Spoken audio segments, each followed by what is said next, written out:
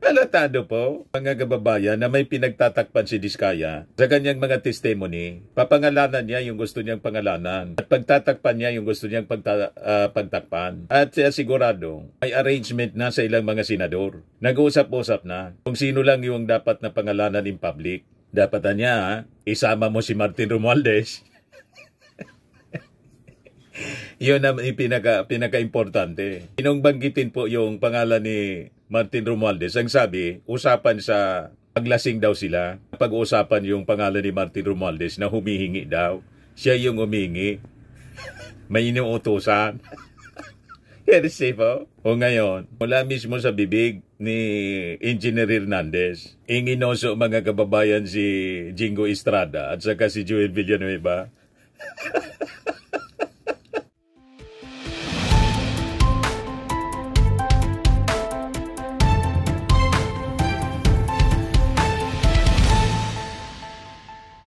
Hello po mga kababayan, si Dante Maravillas, Bicolano vlogger, broadcast journalist from Albay. Nagkalaglaga na po mga kababayan sa Kongreso. Amanos na ngayon yung Kongres sa Senado. Kasi sa ginagawa ngayon mga kababayan na investigation ng Committee on Public Accounts, Public Works, and Highways and Good Government, TRICOM, nilaglag ng isang engineer, si Jingo Estrada.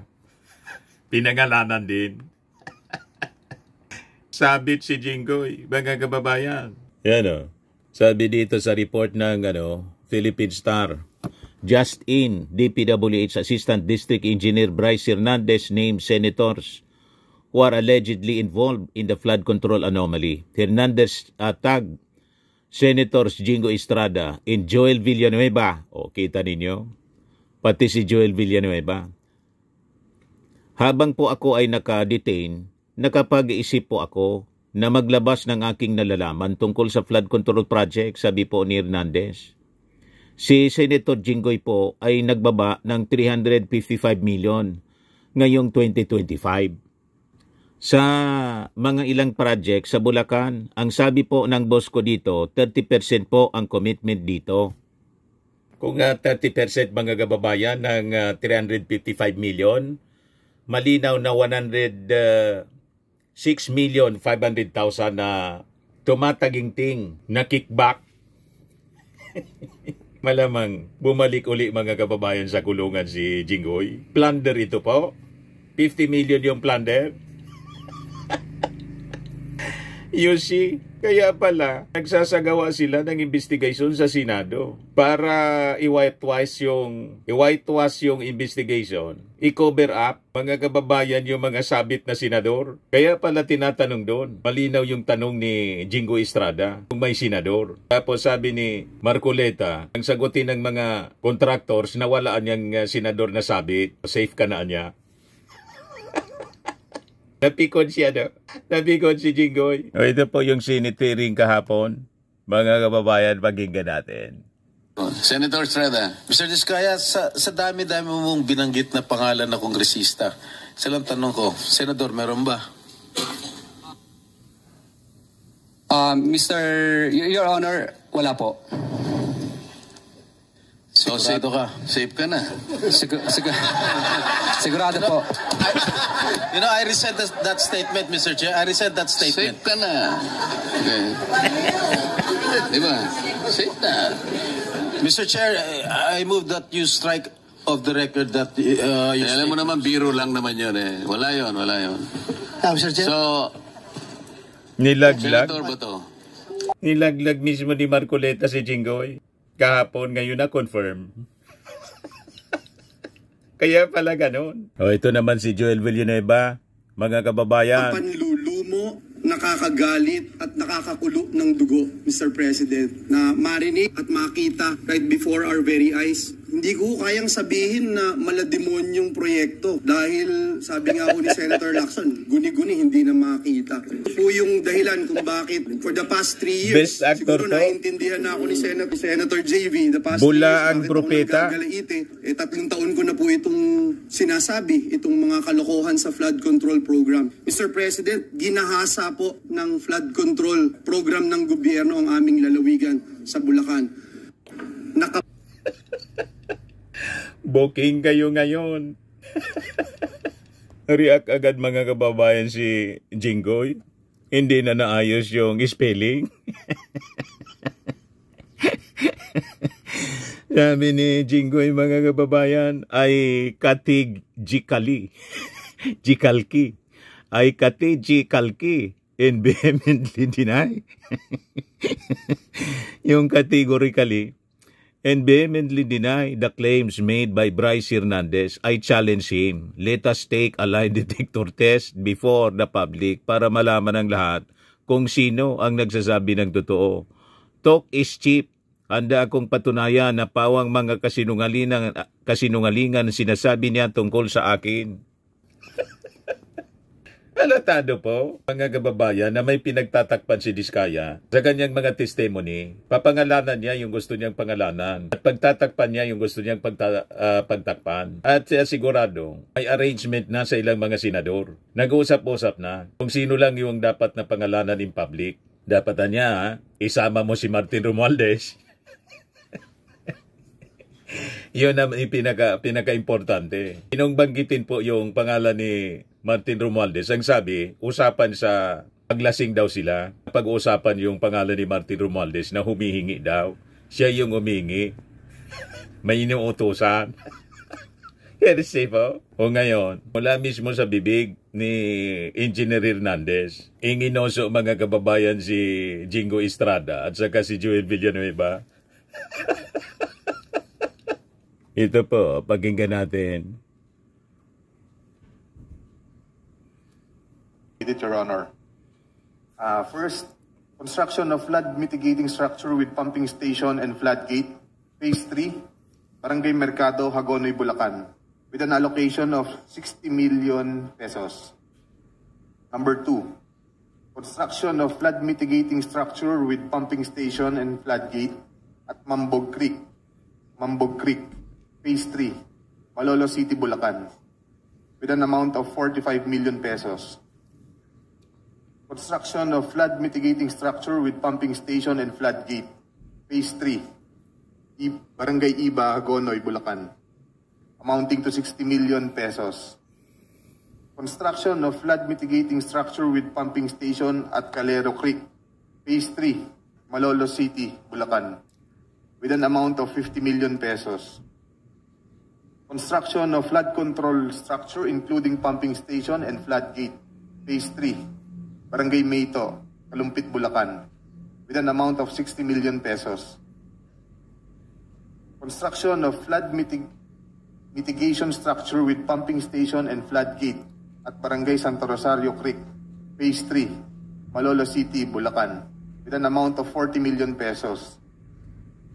And last, construction of flood mitigation structure including pumping station and flood gate, Phase 3, Barangay Carillo, Hagonoy, Bulacan, with an amount of 40 million pesos. And all of that with a total of 355 million pesos, Your Honor. This is supposedly the allocation of which political personality? Senator Jinggoy Ejercito Estrada po, Your Honor. Thank you for the clarification. You can proceed with reading. Kinanta mga kababayan si Jinggoy. Ito si Engineer Hernandez, kasama ito ni Engineer Alcantara sa nagpapatalo ng milyon-milyon, 300 million. Kaya nilang ipatalo mga kababayan sa casino.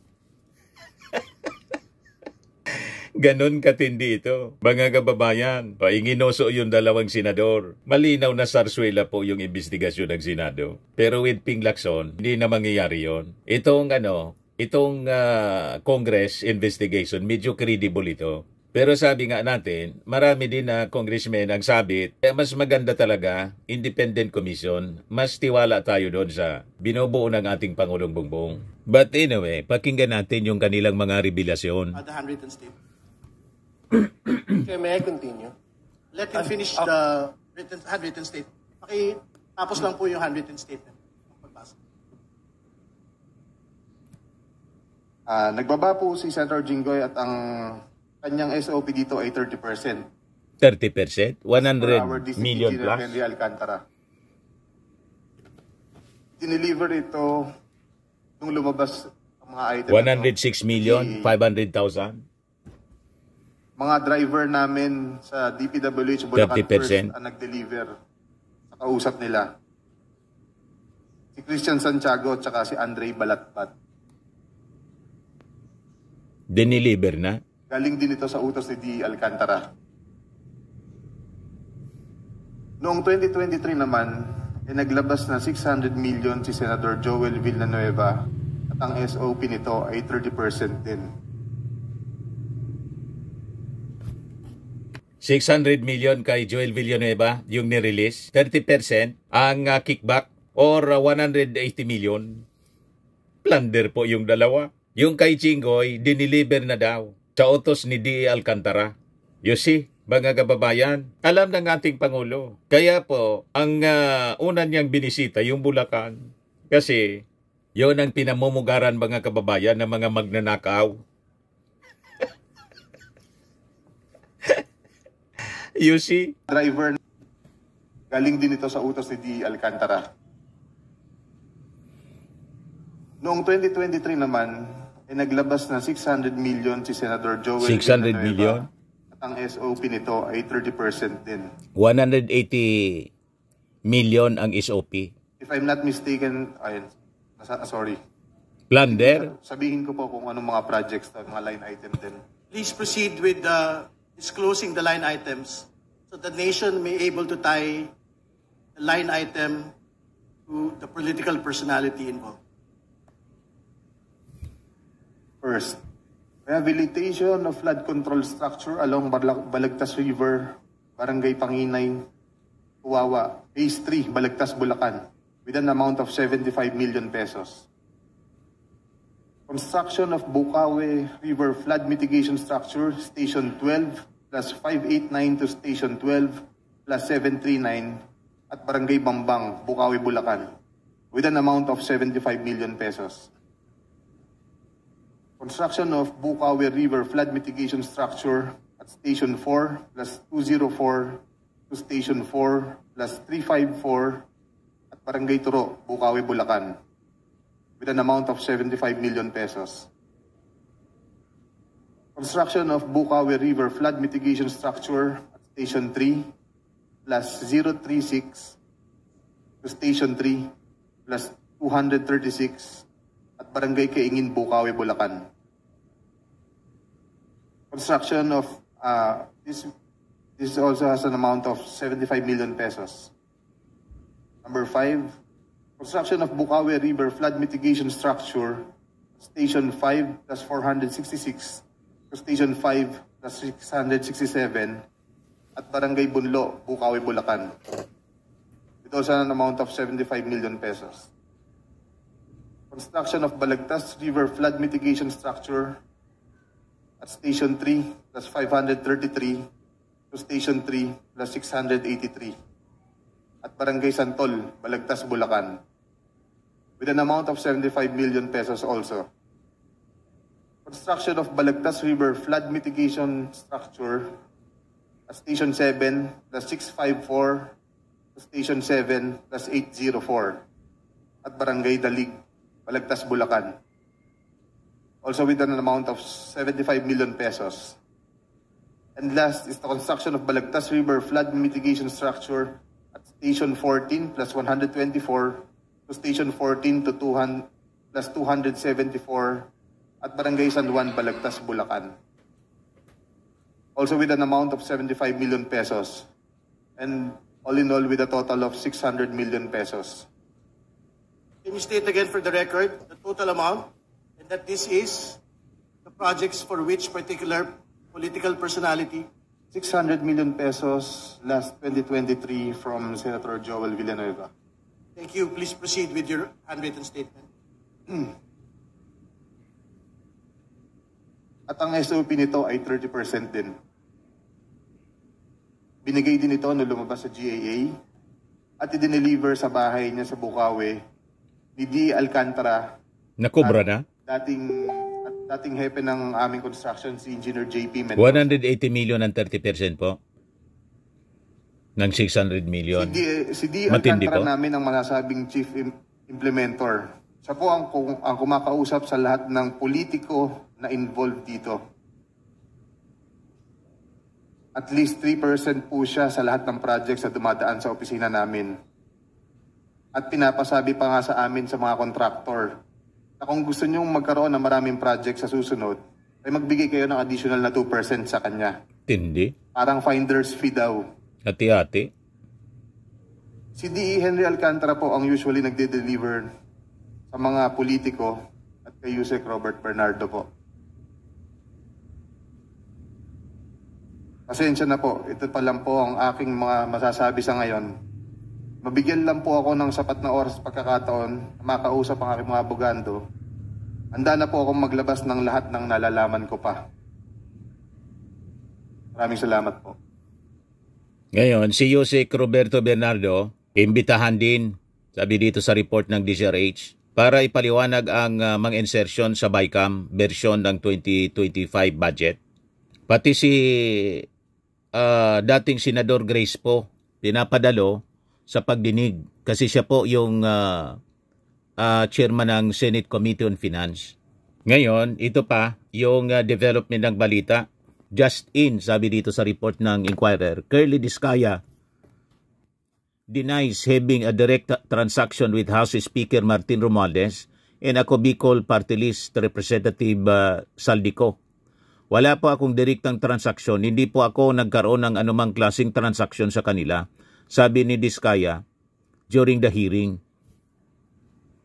Discaya said this a day before. He said during the Senate hearing kahapon that the names of Romualdez & Co. were being used to obtain commissions from infrastructure projects. So may gumagamit para makahingi ng pera, ng kickback. Ginagamit yung pangalan ni Saldico kasi Chairman Committee on Appropriation. Siyempre, paniniwalaan. Pati si Martin. Ginamit yung pangalan para makapag-obtain ng komisyon. So name dropping lumalabas. Yan ang sabi ni Discaya. Okay. If the chair would allow it, so that we also know. May opening statement siya.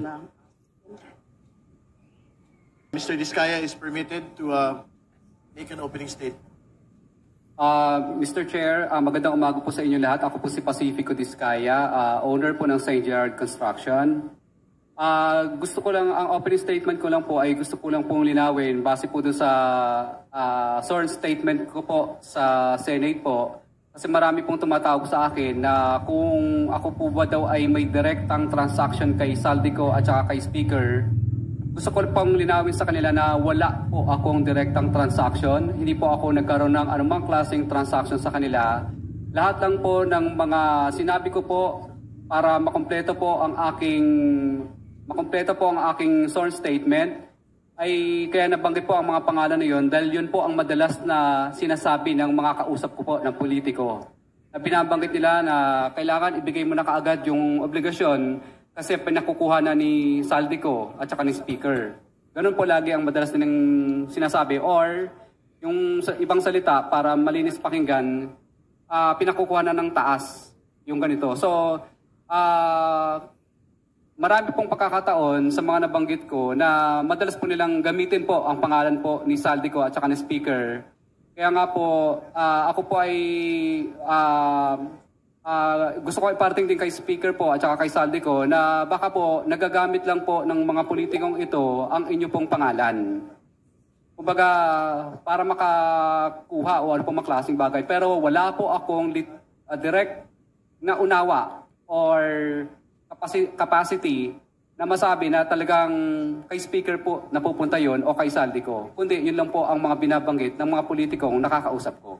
Para daw po kay Saldico at Speaker. Kaya sa akin po, mas mabuti po na naiparting ko po kay Speaker at saka kay Saldico na wala po akong direktang transaction sa inyo. Ito po ang mga naririnig ko lang po na mga salita mula po sa mga politiko na namumuwersa at namimilit na minamadali na po yung obligasyon dahil dadalhin daw po sa inyo. Yun po ang reason. Pero transaction sa kanila, wala po. Thank you po, Your Honor. Yan po ang opening statement nyo. Yes po. Kasi yan po ang kadalasang tinatanong ng iba pong mga kaibigan lang din po. At yung kinaklarify nyo po kanina would pertain dun sa mga sinabi mo dito sa sinumpaang salaysay na sinabit ninyo sa Senado. Yes Ito po. po yun. Ito po yun. Ito ba yun? Opo, kasi lumalabas po na sinasabi nila na ako daw ay nakadirektang transaction ko si Speaker at saka si Saldi ko, which is wala naman po talaga. Ang nandito po na nakasulat sa akin pong salaysay ay naririnig ko po na madalas pong sinasabi at pinagyayabang ng politiko na ibibigay po sa kay Speaker daw o kay Saldi ko yung obligasyon na hinihingi nila. So ang clarify nyo lang po sa amin. Ginagamit yung pangalan ni Speaker at ni Saldico No personal knowledge o wala kang diretsong ng mga Access. congressman. Yes po. or access. And Yes when you po. say access, physical access, personal access, nakausap, naka-meeting, nakausap sa telepono, in person. Yes po, opo. Yun po ang kinaklarify nyo. Opo. At Pero yung iba mo yung sinabi dito, tungkol dun sa pagpangalan sa kanila. Kasi there are several. There are few paragraphs here, several paragraphs na nababanggit yung pangalan ni Representative Saldico and also the Speaker. Di ho ba? Pero lahat po yung mga sinasabi nyo dito, yung mga tinuturo nyo na kung sino ang nagpaabot sa inyo o nagsabi sa inyo na yung mga ano na yon, mga komisyon na yon ay para sa kanila, totoo pa rin po ito. yes po, Your Honor. So meron ho ba kayong iwalay na sinumpaang salaysay na balak niyong isubmit dito sa committee, infracom ng House of Representatives? Kasi ito nga po ay sa Senado, correct? Na-submit niyo po ito. And it was part of your testimony before the Senate, correct? Yes po. And now you're here before us, personal appearance, and you took your oath earlier. Do you intend to execute a separate statement for sinumpaang salaysay, or are you going to also adopt this sinumpaang salaysay as submitted to the Senate, which was executed September 6, nung Sabado lang po? Hindi po. Ito pa rin po ang sworn statement ko po. Meron ka pong sworn statement. Ito pa rin po, yung Ito ginamit pa ko po rin. sa Senate po. Okay. So ito pa rin ang gagamitin natin para itanungin kayo. Opo. At inuulit, gusto ko pong ipaulit sa inyo na nanunumpa kayo o sumumpa kayo para isiwalat ang katotohanan, ang buong katotohanan. The truth, but not the whole truth, but nothing but the truth. Opo, Your Honor. Naintindihan niyo po yon, Opo, Your Honor. whole truth. Opo, Your Honor. Kaya ko po tinatanong yan kasi dito nga po sa sinumpaang salaysay ninyo, mag-asawa. By the way, nasaan po si Mrs. Diskaya? Ngayon po, nagpapalpitate po yung puso niya at saka bumagsak po yung insulin niya dahil sa nangyayari po. Dahil siyempre po, nag-aalala po siya sa kanyang buhay. Plus, inaalagaan po niya yung 4 po naming anak kasi yung 4 po naming anak is suffering for, ano din po? So nasa ADHD. bahay lang po siya o nasa Oh. ospital? Sa bahay po. Malinaw na. So may gumagamit sa pangalan ni Saldico at saka ni Speaker Martin. Wala siyang personal knowledge. At wala siyang direktang transaksyon na tulad ng doon sa mga ibang pinangalanan ng mga congressmen. So malamang ginagamit yung pangalan ni Saldico at saka ni Speaker para makakubra. Yan ang mismong sabi ni Diskaya po. Sa mga naghanap ng malinis and spacious fitness gym, pumunta lang po kayo sa aming Colossal Fitness Gym. We also offer Grab Car Rental with our brand new 2023 model ng Toyota Innova.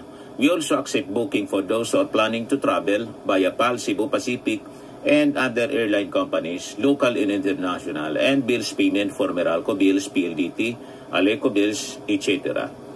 Ang Colossal Fitness Gym is located at 3rd floor Security Bank Building, Landco Business Park, Legazpi City, Albay. For inquiries, look for Chilon Maravillas. Contact number 0966-802-0949. Yan yung aming Innova. Lagi na pong matao sa amin. Pati mga foreigners po, tingnan ninyo. Mga British tourists sila. Ang lalaki ng katawan na, mga kababayan, nag-gym sa amin. Ito naman po, Indian National. Ito mga mga European sila. Ito naman yung bago naming product na binibenta online, Eye Glow Serum. Whitening po siya galing sa South Korea. Tingnan ninyo yung epekto sa aking anak na architect entrepreneur, Riz Maravillas. For inquiries, look for Riz Maravillas on FB. Ito naman po, Firmax Firming and Lifting Cream. Pinapahid po ito sa mga pulses and affected area. Mainam po ito sa mga pains at paninigas na mga kasukasuan. Ito po, Automax Radiant Serum. Sa mukha naman yung application. Anti-aging po siya. You will look 10 years younger than your age. Ito naman po yung bago naming product na binibenta online. I Am Amazing Pure Organic Barley Powdered Drink Mix from Australia. Endorsed by Cancer Survivor Maritone Fernandez. Sa mga inquiries ninyo, dumiretso na lang kayo sa aking anak na architect entrepreneur, Riz Maravillas. Sa mga mahilig naman po sa imported bags and wallets, dumiretso na lang kayo kay Ma'am Eileen Rosales, Eileen Closet, nakabase siya po sa Amerika.